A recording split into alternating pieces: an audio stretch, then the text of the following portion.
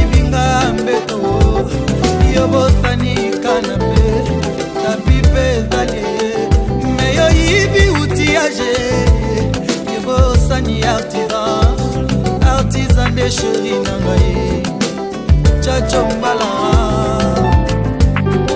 chéri nangai lobaka nangai olimo yanga na yo ataliweka kabalate kwa yo bongoli motema likolo likambo monge papa ondirokana ngakala chacho mbala ondirokanelanga kana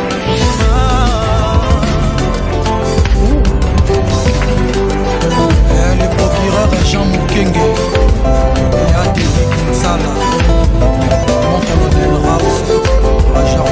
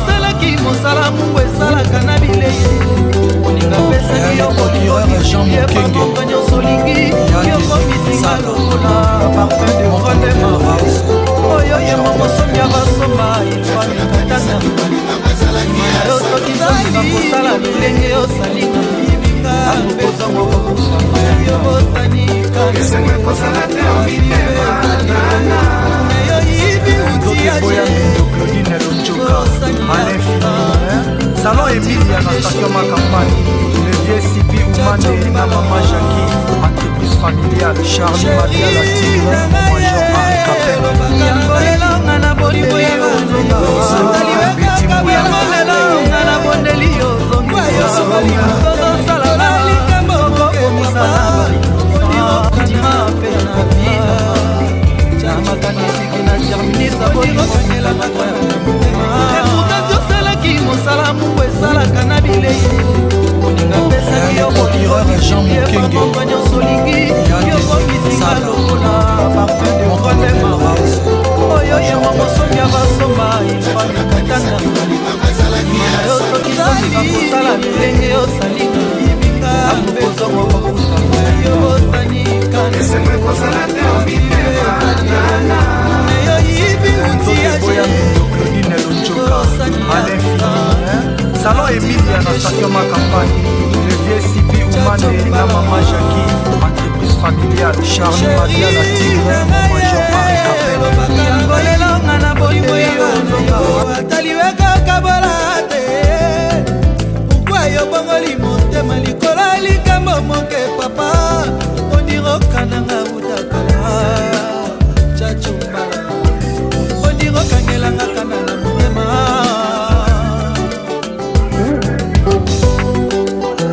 Le procureur Jean Mukenge et Adélie Kinsala, mon colonel Raus, major Delphin.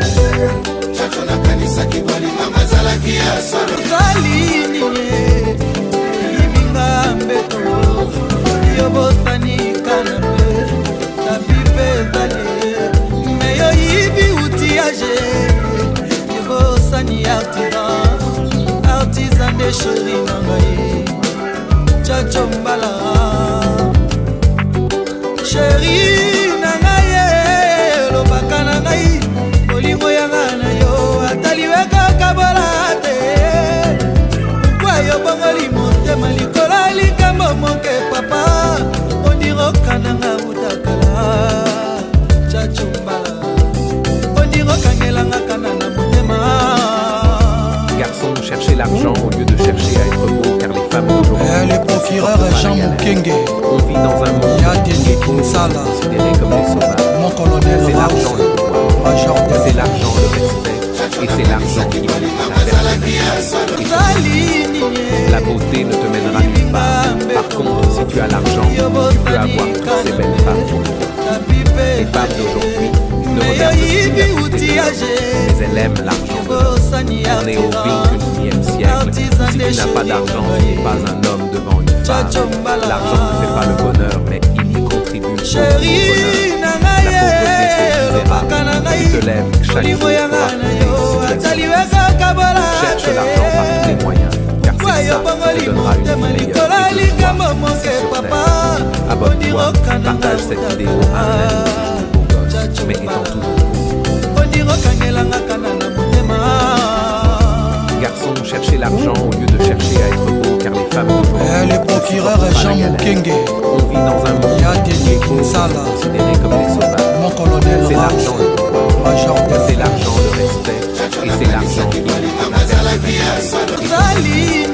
la beauté ne te mènera nulle part. Par contre, si tu as l'argent, tu peux avoir toutes ces belles femmes.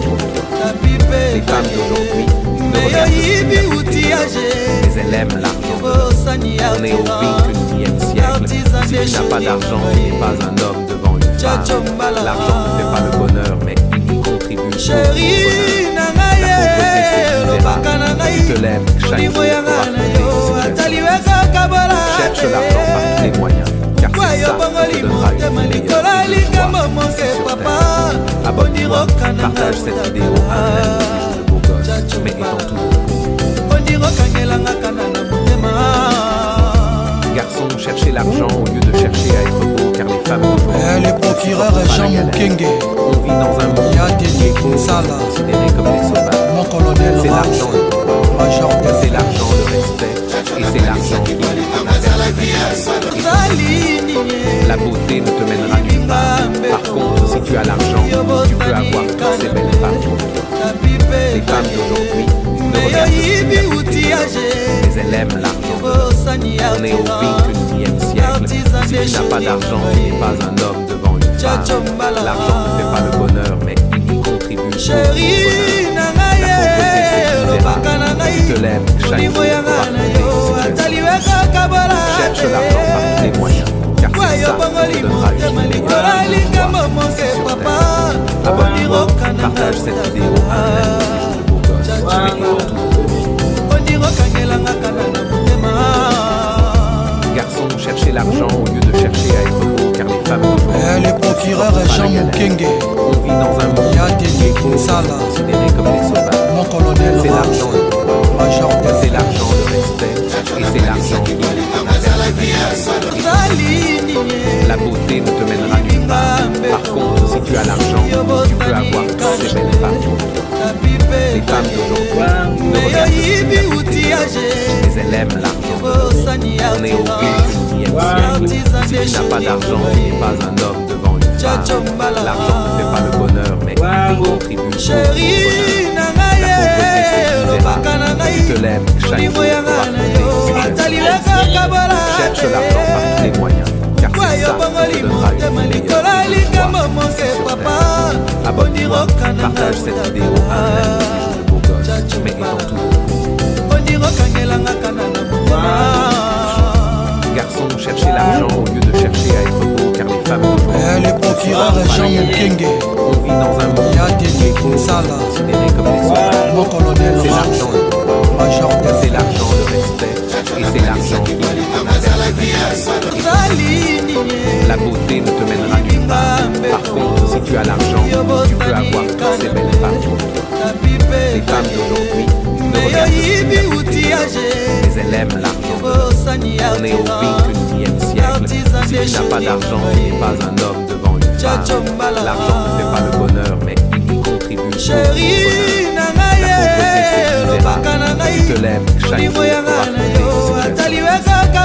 Cherche l'argent par tous les moyens, car c'est ça qui te donnera une meilleure vie de toi ici sur terre. Abonne-toi, partage cette vidéo à un ami de beau gosse, mais étant toujours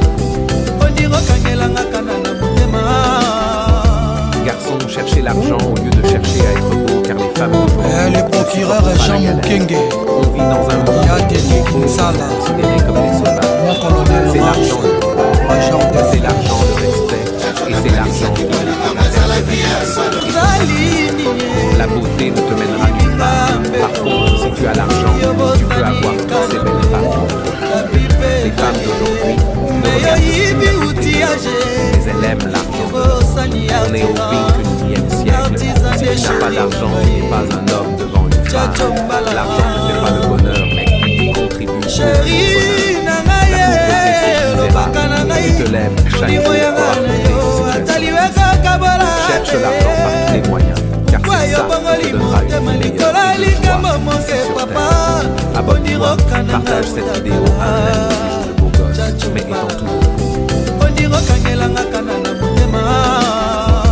garçon, cherchez l'argent au lieu de chercher à être beau, car les femmes d'aujourd'hui, le procureur Jean Mukenge, on vit dans un monde considéré comme des sauvages.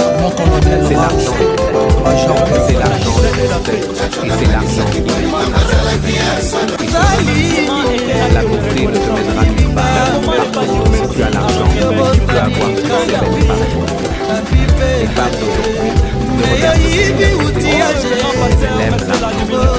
On est au XXIe siècle. Si tu n'as pas d'argent, tu n'es pas un homme devant une femme. L'argent ne fait pas le bonheur, mais il y contribue. Tu te lèves chaque jour pour affronter une situation. Cherche l'argent par tous les moyens, car c'est ça qui te donnera une meilleure vie de toi ici sur terre. Abonne-toi, partage cette vidéo à un ami de beau gosse, mais étant toujours garçon, cherchez l'argent au lieu de chercher à être beau, car les femmes le procureur Jean Mukenge, on vit dans un monde considéré comme des sauvages. C'est l'argent le pouvoir, c'est l'argent le respect, et c'est l'argent qui donne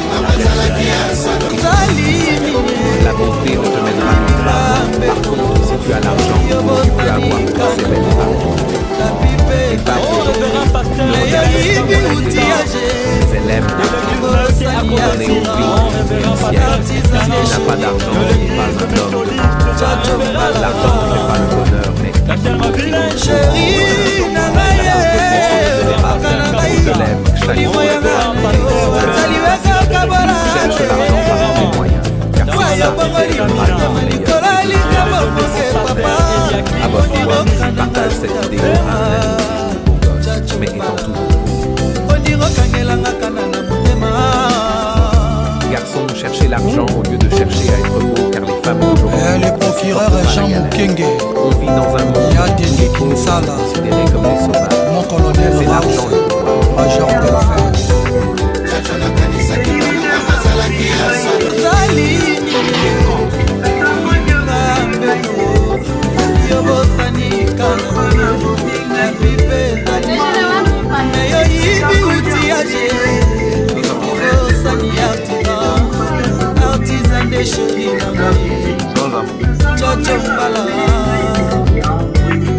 Chérie, nangaye, lobaka nangayi, olingo yanga na yo, nakaliweka kabolate. Pourquoi yo bongoli motema likolo likambo moke papa, ondiroka nanga utakala, chachumbala, ondiroka ngelanga kana na motema.